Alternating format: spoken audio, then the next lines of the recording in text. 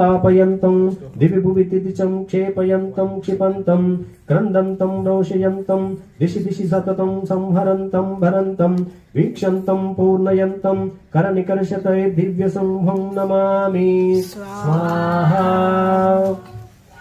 गर्जन्तं गर्जयन्तं निजभुजपटलं स्फोटयन्तं हठन्तं दीप्यन्तं तापयन्तं दिवि भुवि दिशं क्षेपयन्तं क्षिपन्तं क्रन्दन्तं रोषयन्तं दिशि दिशि सततं संहरन्तं भरन्तं वीक्षन्तं पूर्णयन्तं करनिकर्षतये दिव्यसिंहं नमामि स्वाहा.